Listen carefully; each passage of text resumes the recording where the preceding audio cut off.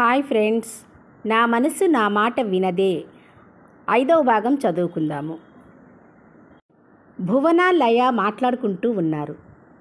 చిన్నప్పటి నుంచి కలిసి చదువుకుంటున్నామని భువనతో ఫ్రెండ్షిప్ సాగిస్తుంది. కానీ లయకు భువన పద్ధతి ఒక్కొక్కసారి నచ్చదు. పూర్ ఫెలో అని ఎగతాళిగా నవ్వింది భువన. చాలే ఊరుకోవే, చిన్న విషయానికి అన్ని మాటలు ఎందుకు? ఎవరిష్టం వారిది. ఒక్కొక్కరికి ఒక్కొక్కటి నచ్చుతుంది కదా. నీకు డిగ్నిటీ ఇష్టమైతే అతనికి సింప్లిసిటీ ఇష్టమేమో, మనకేం తెలుసు అన్నది లయ. ఈలోపు ఫ్రెండ్స్ రావడంతో అందరూ కారులో బయలుదేరి వెళ్ళిపోయారు. ఫ్లైట్లో కూర్చున్న సుశాంత్ వర్మకు నిజంగా ఎలా ఉంటున్నారు జనాలు? చాలా చిత్రంగా ఉంటున్నారు. బయట ప్రపంచంలో కూడా ఆశ్చర్యపోయేలాగా భయం లేకుండా ప్రవర్తిస్తున్నారు. ఆడ మగ అనే తేడా ఉండడం లేదు. గర్వానికి, పంతం చెల్లించుకోవడానికి, ఇగో చూపించుకోవడానికి కొంతమంది అహంకారం ఇలాగే ఉంటుంది. పెళ్లి చేసుకున్న జంటలో ఒకరు అలాంటి వారైతే రెండో వారి జీవితం పతనమే, అంతకు మించిన జవాబే లేదు అని అనుకుని కళ్ళు మూసుకొని అలాగే తమ్ముడు గురించి ఆలోచిస్తూ ఉన్నాడు సుశాంత్ వర్మ. హర్షిత్ వర్మ ఇంటికి ఫోన్ చేశాడు. మళ్ళీ తన కోసం వెయిట్ చేస్తూ ఉంటారని. నేను గెస్ట్ హౌస్లోనే ఉన్నానమ్మా, ఇబ్బంది ఏమీ లేదు, కొంచెం వర్క్ ఉంది, ప్రశాంతంగా చేసుకుందామని, పైగా కంపెనీలో పనిచేసేవారు కూడా ఉన్నారు, అందుకే ఇక్కడ ఉన్నాను అని చెప్పాడు. ల్యాప్టాప్ తీసి ఇంపార్టెంట్ వర్క్ చూసుకుంటూ ఉన్నాడు. ఇంతలో రంగయ్య చిన్నగా డోర్ కొట్టాడు. బాబు, ఆ అమ్మాయి చాలా ఇబ్బంది పడిపోతుంది, ఏమీ తినలేకపోతుంది, కాసిన మజ్జిగ తాగి వాంతులు చేసుకుంటుంది బాబు, చుక్క కూడా అక్కడే ఉంది, భయమేస్తుంది ఆ అమ్మాయి వంక చూస్తుంటే, రాత్రైపోయింది అని అంటుంటే హర్షిత్ వర్మ ఆ అమ్మాయి ఉన్న గది వైపు నడిచాడు. హర్షిత్ వర్మ ఆ అమ్మాయి ఉన్న గదిలోకి వెళ్ళాడు. ఆ అమ్మాయి గిలగిలలాడుతూ ఉంది. అయినా కూడా స్పృహలో ఉన్నట్టుగా కనిపించటం లేదు. ఉచ్ఛ్వాస నిశ్వాసలు వేగంగా ఉన్నాయి. హర్షిత్ వర్మకు కాస్త కంగారుగా అనిపించింది. అసలు ఎవరో ఏమిటో తెలియదు, ఊరు పేరు తెలియదు. ఈ అమ్మాయి తనను కొట్టింది అన్న కోపానికి తమాయించుకోలేక అలాంటి అనుకోని నిర్ణయం తీసుకొని ఇక్కడకు తీసుకువచ్చి తను ఇలా ఉంచడం, ఇప్పుడు ఇలా జరగడం అంటే ఏమిటో అంత అర్థం కాలేదు. నాన్నగారికి తెలిస్తే చాలా ఇబ్బంది అని మొట్టమొదటిసారిగా మనసులో బాధపడ్డాడు, భయపడ్డాడు హర్షిత్ వర్మ. ఆ అమ్మాయి పరిస్థితి ఎలా ఉంటుందో అన్న ఆలోచన అప్పుడు కలిగింది. వెంటనే డాక్టర్ శేఖర్కి ఫోన్ చేశాడు. హలో, ఏమిటి హర్షిత్ గారు, నేను గుర్తొచ్చానా ఇన్నాళ్లకు? ఇంటర్లో క్లాస్మేట్నైనా కూడా ఏమాత్రం గుర్తులేదు కదరా నీకు?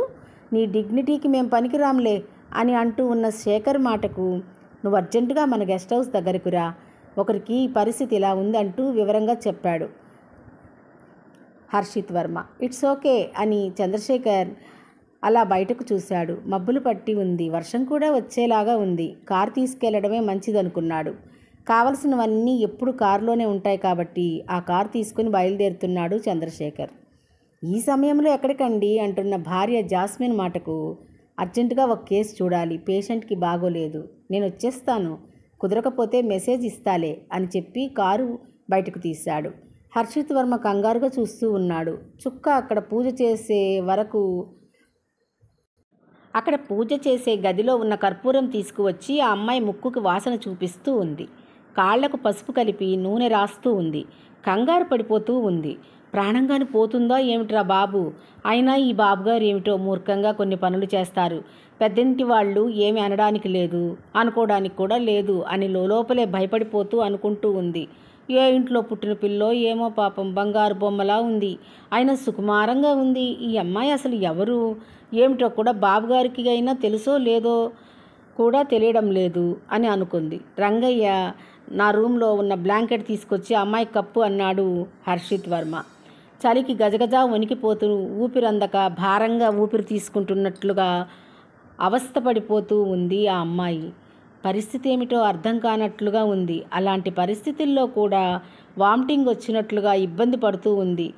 దుప్పటి తీసుకొచ్చి కప్పాడు రంగయ్య. అయ్యో తల్లి, నా బిడ్డ లాంటి దానివి, నీకేం కాకూడదమ్మా, ఆ తల్లి ఉన్నది కదా మనకు.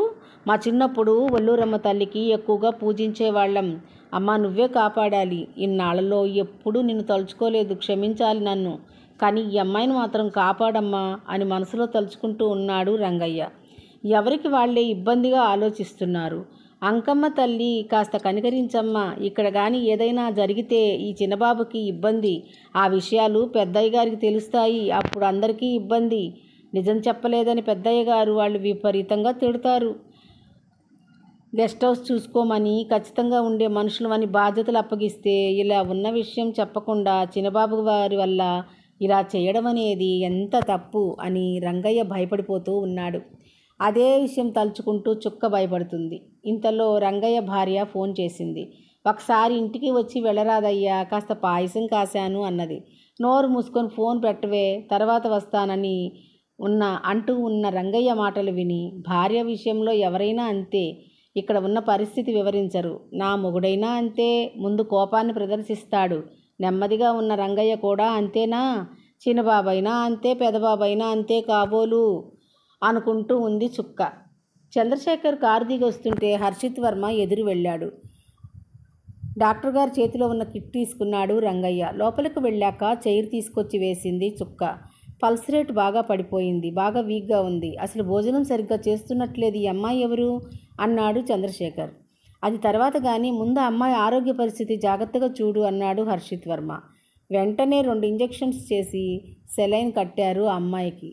ఆక్సిజన్ కూడా పెట్టాల్సి వస్తుంది అంటూ తన దగ్గర ఉన్న ఆక్సిజన్ మాస్కులు తీసుకువచ్చానని చెప్పి, అవి కారులో ఉన్నాయని చెప్పి రంగయ్యను పంపించాడు. ఆ మాస్క్ పెట్టడంతో ఊపిరి పీల్చుకోవడంలో కాస్త కంట్రోల్ వచ్చింది ఆ అమ్మాయికి. ఈ అమ్మాయి పేరేమిటి అంటున్న చంద్రశేఖరం మాటలకు నాకు తెలియదు అన్నాడు హర్షిత్ వర్మ. ఆశ్చర్యంగా చూశాడు చంద్రశేఖర్. ఇంటర్ కాలేజీలో అల్లరి చేసి అందరిని ఆటలు పట్టించి అమ్మాయిలకు చుక్కలు చూపించేవాడు వీడేనా అసలు అన్నట్టు హర్షిత్ వర్మ వైపు ఆశ్చర్యంగా చూశాడు.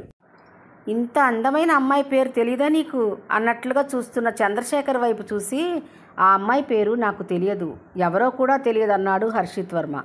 మరి ఇక్కడికి ఎలా వచ్చింది అన్నాడు చంద్రశేఖర్. ఎలా వచ్చిందంటే ఏం చెప్పాలి? మనం ఏదన్నా అడుగుదామంటే మాట్లాడదు, అడిగిన దానికి సమాధానం చెప్పదు, మన ముఖం వైపు కూడా చూడదు, ఏదో భయంగా ఉంటుంది. అమ్మాయి పద్ధతి ఏంటో అర్థం కాలేదు అని కొన్ని విషయాలు మాత్రం కరెక్ట్గా చెప్పాడు హర్షిత్ వర్మ.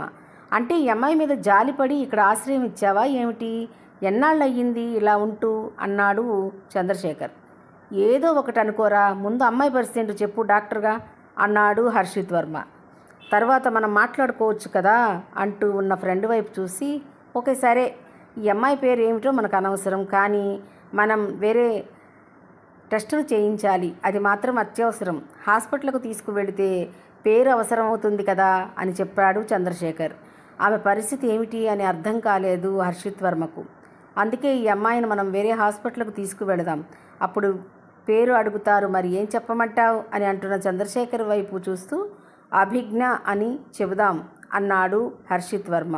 ఓకే అంటూ పేరు రాసి అమ్మాయి కంప్లైంట్స్ అన్నీ కూడా రాసుకుని, ఈ అమ్మాయి పలానా హాస్పిటల్లో మనం తప్పకుండా వెంటనే చూపించాలి అని చెప్పాడు. భార్యకు ఫోన్ చేసి చంద్రశేఖర్, నాకు కాస్త ఆలస్యం అవుతుంది, వెయిట్ చేయకు, ఇక్కడ అర్జెంట్ కేసు ఒకటి వచ్చిందని చెప్పాడు. హర్షిత్ వర్మతో కలిసి కారులో ఆ అమ్మాయిని తీసుకొని చుక్కను కూడా కారులో ఎక్కించుకొని సిటీకి దూరంగా ఉన్న ఒక హాస్పిటల్కు తీసుకువెళ్లారు. అక్కడకు తీసుకువెళ్ళమని హర్షిత్ వర్మ చెప్పాడు. సిటీ లోపల అయితే అందరికీ తాము తెలుస్తాము, అందుకే సిటీ బయట ఉన్న కొత్తగా కట్టిన సూపర్ స్పెషాలిటీ హాస్పిటల్లో వైద్యం బాగానే ఉందని చంద్రశేఖర్ చెప్పడంతో అక్కడికే వెళ్ళారు.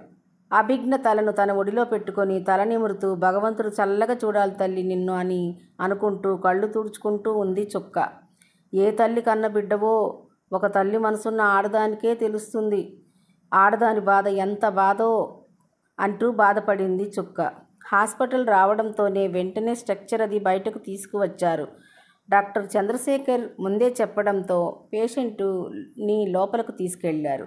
అభిజ్ఞాని పేరు రాసుకున్నారు. తండ్రి పేరు అని అడిగారు. ప్రస్తుతానికి నేను తీసుకొచ్చిన కేసుగా మీరు అడ్మిట్ చేయాల్సిన పరీక్షలు చేయండి అన్నారు చంద్రశేఖర్.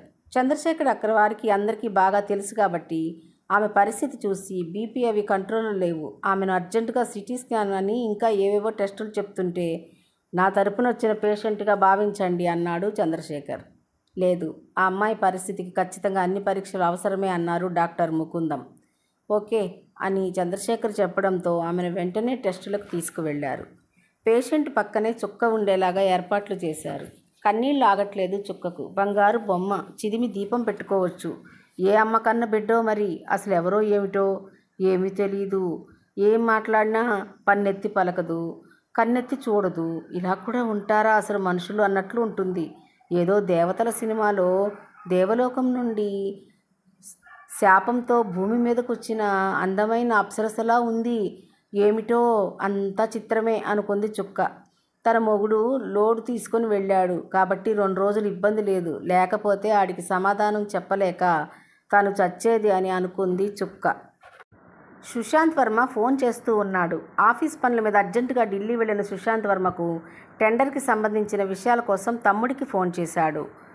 ఫోన్ లిఫ్ట్ చేయడం లేదు. హర్షిత్ వర్మ వీడెక్కడున్నాడు? అవసరమైన విషయం ఇది, అర్జెంటుగా కావాలి, టైం కూడా లేదు.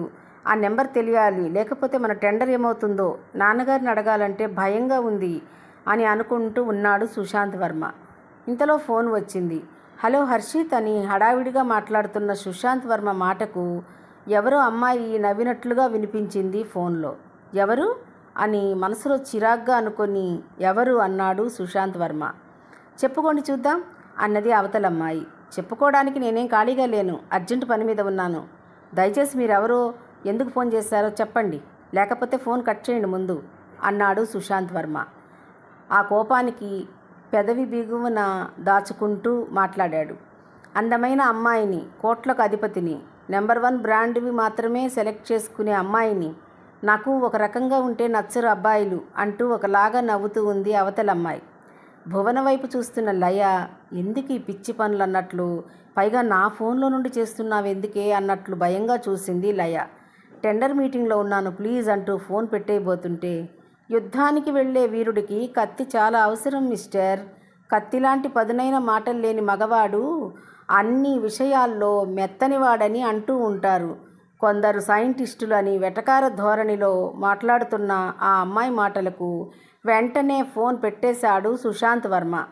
ఇంతలో అక్కడ ఉన్న మీటింగ్లో తమ ఆఫీస్ తరపున వచ్చిన రితీష్ అక్కడికి వచ్చి పెద్దసార్ గారికి ఫోన్ చేసి నెంబర్ తీసుకుని పెట్టేశాను, టెండర్ మనకే వస్తుంది సార్ గ్యారంటీగా అని చెప్పి నవ్వాడు.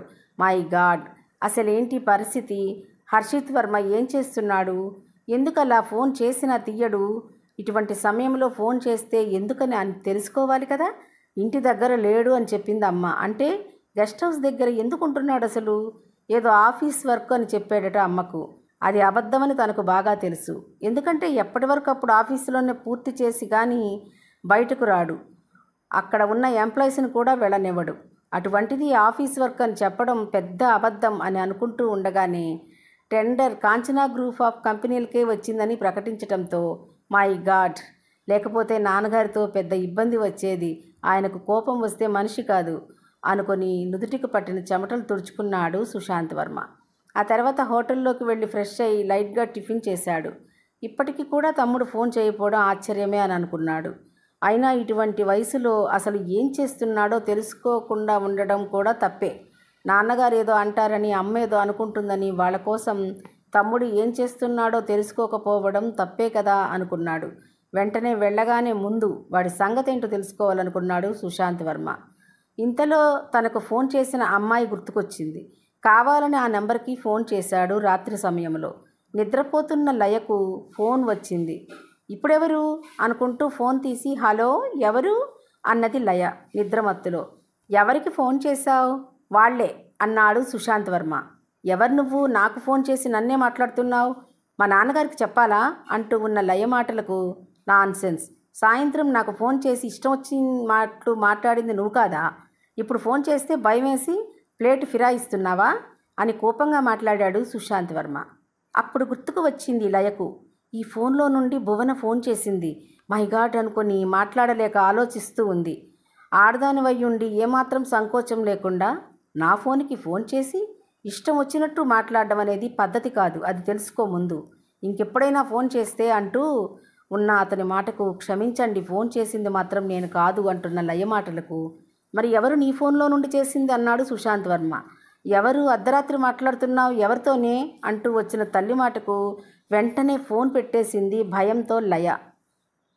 హాస్పిటల్లో ఉన్న అభిజ్ఞ కోసం, ఆమెకు అర్జెంటుగా చేయాల్సిన ఇంజెక్షన్ కోసం అటు శేఖర్తో కలిసి హర్షిత్ వర్మ కూడా అర్ధరాత్రి జోరున పడుతున్న వర్షంలో ప్రయాణించాల్సి వచ్చింది.